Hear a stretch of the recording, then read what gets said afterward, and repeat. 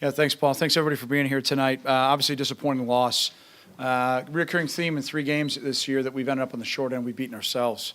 Too many self-inflicted wounds, holding calls, missed field goals, missed extra points, bad eyes, bad tackling. Really disappointed because I thought the plan, at least at the onset, was one that could give us an opportunity to win. And obviously, it starts with us as coaches because if we can't execute things, it's on us. So we've got to take a hard look at what we're doing. We've got to take a hard look at who we're doing it with. And we've got to eliminate those self-inflicted wounds. And that's not to discredit Nebraska. They played really well. Tommy played outstanding. Made him look like, like I said, an All-American candidate. We made him look like it tonight. He had a great game. We missed tackles. We missed fit plays. And credit Nebraska. They came out and played well. So with that, how about some questions, please?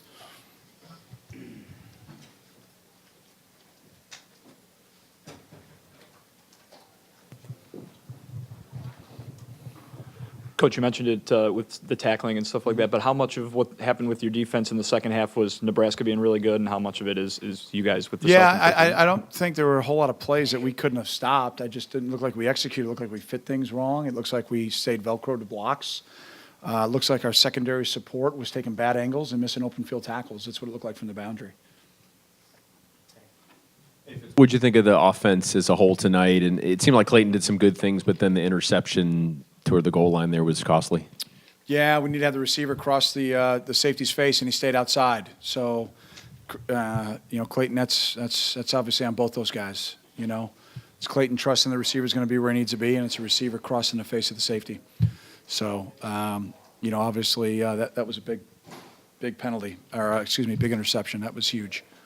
We're in a scoring zone, got a chance to put points on the board, make it a one-score game, and not to be able to do that, I think, really cost us not only momentum, but it also obviously cost us points. Is that an option route for the receiver, or he's supposed to? No, it's just kind of a base thing that when the safety's there, we're running double post to you to cross his face, and he didn't do it.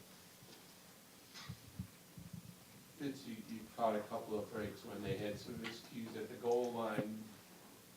How important was it for you to build on those when you have that kind of turnover opportunity? Right. Well, I think the one was a miscue by them. The other one, we stripped the ball out. So that was a heck of a play by Godwin. That was a great play. So we benefited, I think, from one miscue, and then the other one was a caused fumble. So, anytime you get a fumble recovery at the one or a touchback on a touchdown, you kind of feel good about yourself, don't you? I mean, stars were lining up. Was the moon out? I don't know. You kind of feel like this is going to be our night, and then, 2 3rd and 1, pick up first downs, penalties. I mean, I can keep going on and on. I mean, missed extra point, missed field goal. Disappointing.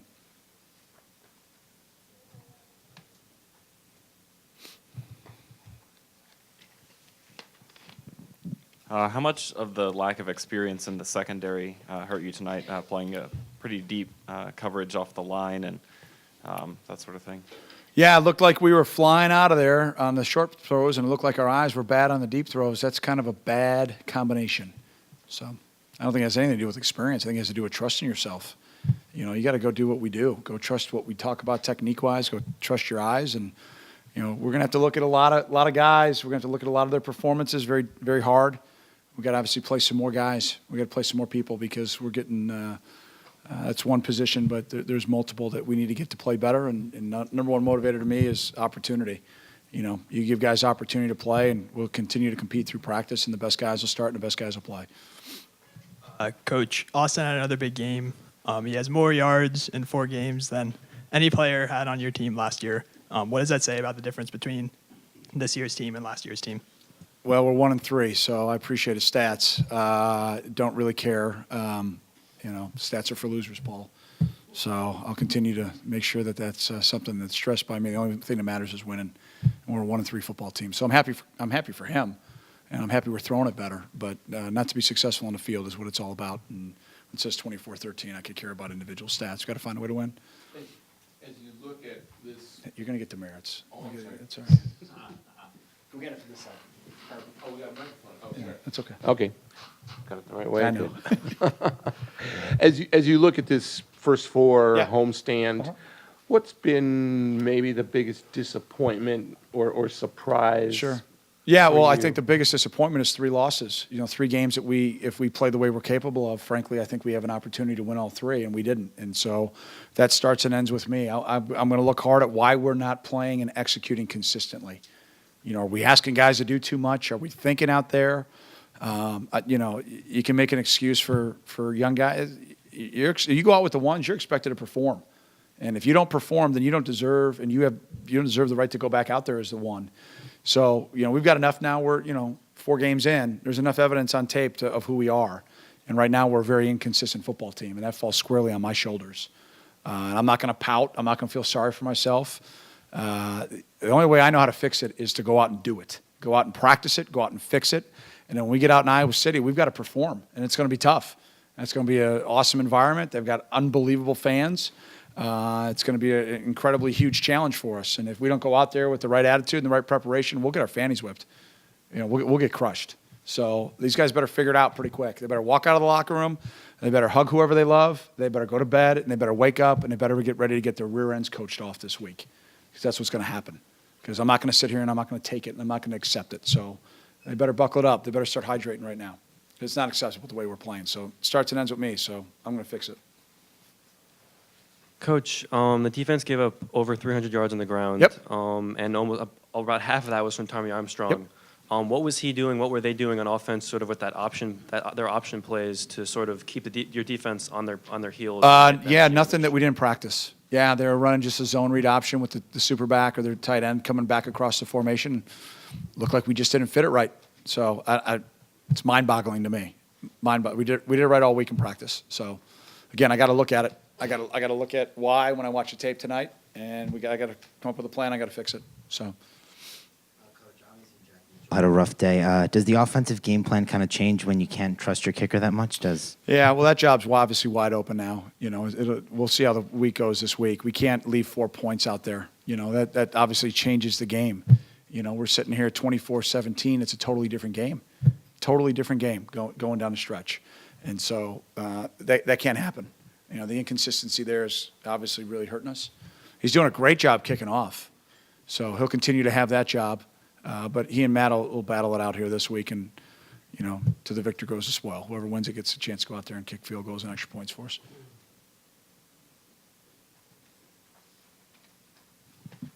Coach, another game your defense is on the field for 35-plus minutes. Do you think getting tired is playing a part in any of your defensive struggles?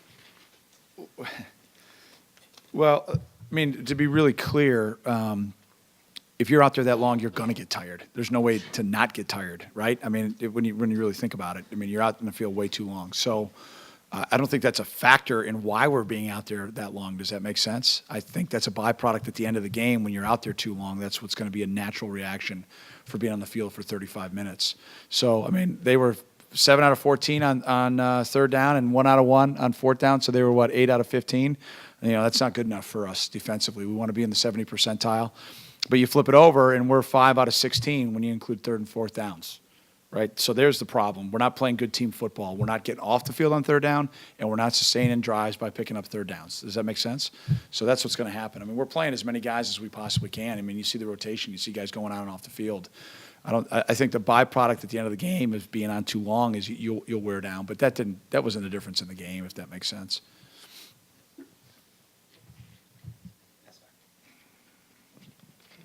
Fitz, what was your general assessment of the job the offensive line did today? Yeah, I thought we moved the ball at times, right? We had some semblance of what looked like we had some balance.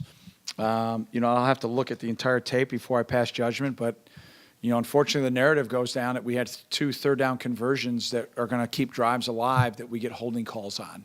And then we end up not picking up those drives and picking up those third downs after the penalty. May have even been 3. We may have gotten a chop block too, so it may have been 3. Those are critical penalties. You cannot do that and expect to win. Those are the things that losers do. And when you're 1 and 3, that's why you're at where you're at. When you self-inflict, when you get penalties in crunch time situations, you throw interceptions in the red zone, you miss extra points, you miss field goals. You want me to keep going? You just keep adding all those one things up, it ends up equaling a loss. And we've had 3 of those games. And the young men in that locker room have got to figure out the discipline that it takes to be a winner consistently. And we've typically been that way right now. We've been that way during my time. And for whatever reason, right now, we are choosing not to do that. And I've got to get that fixed. I mean, that's the bottom line. I mean, we know how to win, but we can't do the things that losers do. And that's what we're doing right now. And you are what your record says it is, and it's not very good. So you got to get it fixed. We got to get it fixed in a hurry. All right, thanks, Coach. Great. Thank you, guys. Have a great night. Go We Cats. will bring in. Clayton, sorry to start out with a negative, but Fitz said on the interception in the end zone, receiver also needed to kind of cut in a little bit. What all happened on that play? What'd you see? Yeah, maybe. But I think I could have hit another guy for a touchdown probably, and I gotta do that. I probably could have put it right on that receiver as well, but there's a lot of different things that go into it. It's not just that receiver's fault. I probably could have hit another guy for a touchdown.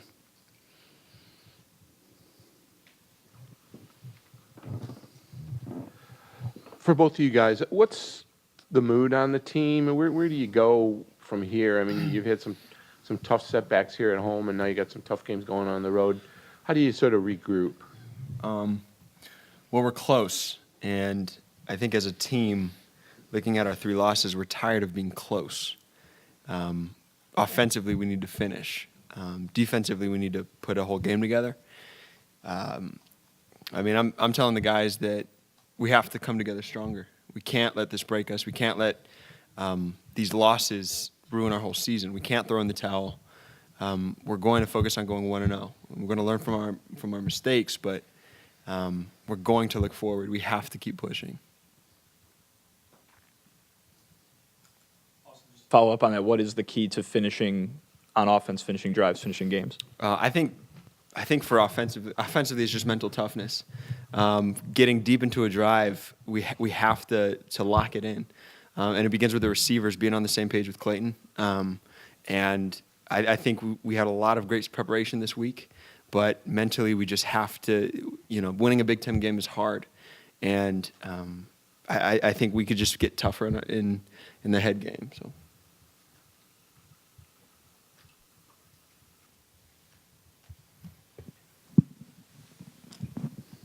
Austin, obviously a tough start to the season for your team, but another strong game for you.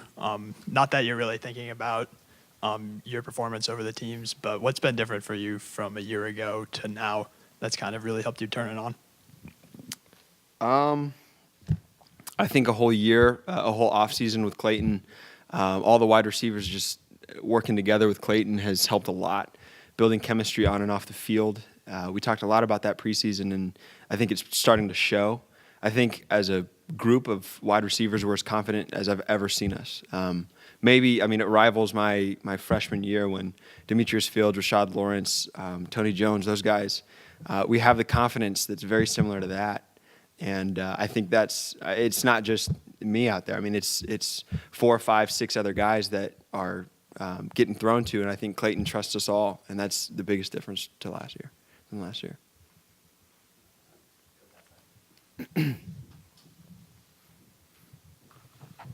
Clayton, can you take us through the 42-yard touchdown run, what you saw on that play and how it developed? Yeah, I just saw a lane. Brad North had a nice cut block, and there was no one there. It was a good play. Good play by Brad. Good play by our line. For both guys, Fitz said, be ready to get your rear ends coached off this week, or he phrased it better than I did. How do you feel about that? Do you feel, him being a hard ass might help? We've had 2 tough weeks of practices, and especially this past week, our coaches have really gotten after our offense and about finishing drives, about self-inflicted wounds, like I know Coach was talking about, and it's good. I mean, we need to be pushed like that, and I think we guys keep coming together, keep staying together, because every Big Ten every Big Ten game is going to be a fight, and so I wouldn't expect anything less.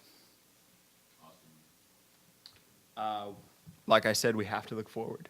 We're not going to back off. We're not going to, and I don't want the coaches to back off on us. Like Clayton said, we had a great week. They were driving us, and in some aspects it did show. There were some improvements that I saw tangibly in the game that I would attribute directly to our coaches getting on us a lot more, and they're not going to stop that because it makes us better. So. For both these guys, Tommy Armstrong keeps rolling up the record book there over at Nebraska. Just what was your impressions? Why is he so hard to stop? He's a good player. I mean, at the end of the day, they came out and they played hard, and he always plays hard and makes plays with his feet. I don't think we did too poorly of a job containing him today. A lot of it's just self-inflicted wounds, and we need to be better at just doing what we do, doing our jobs, and the little things.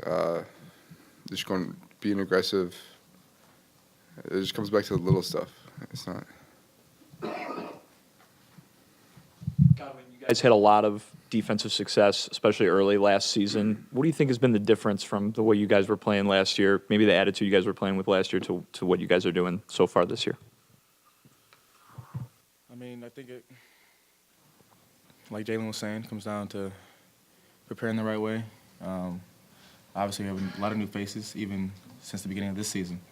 You know, a lot of guys having to step up, and I think it comes down to just trusting ourselves, trusting our technique, being where we need to be, which we didn't do a great job of doing today. But I think we have a lot of talent on this defense. I still believe in this defense. Obviously, I think we have a full season ahead of us, and I'm still excited to attack it. Nebraska's first two possessions of the second half were 80 and 79-yard touchdown drives. Did you feel yourselves getting sort of worn down in those possessions? No, personally, no. It just goes back to what we keep saying, just doing the little things, doing your job. It was the second half. We were pretty fresh coming out of halftime. We just got to be better at doing the little stuff. That's what it's going to come up every time, every question. That's at the end of the day, that's what we didn't do today, was do our jobs good enough. Hey, Godwin, on the strip, you're just listening for a whistle, hoping it's not coming, and then just describe what you did there. Well, I mean, made some mistakes today, and one of those happened the previous play. Missed a tackle on the sideline, which allowed him, to get some extra yardage. So, I was looking to make a play. Guy was getting held up a little bit, so I knew we had opportunity, and the coaches were, already reminding us before that, look for a strip, look for a strip. So he got held up. Guys did a great job of, holding on to him, not allowing him to reach past the end zone, and saw an opening, and went ahead and ripped it out. Thankfully, the whistle wasn't blown. Yeah.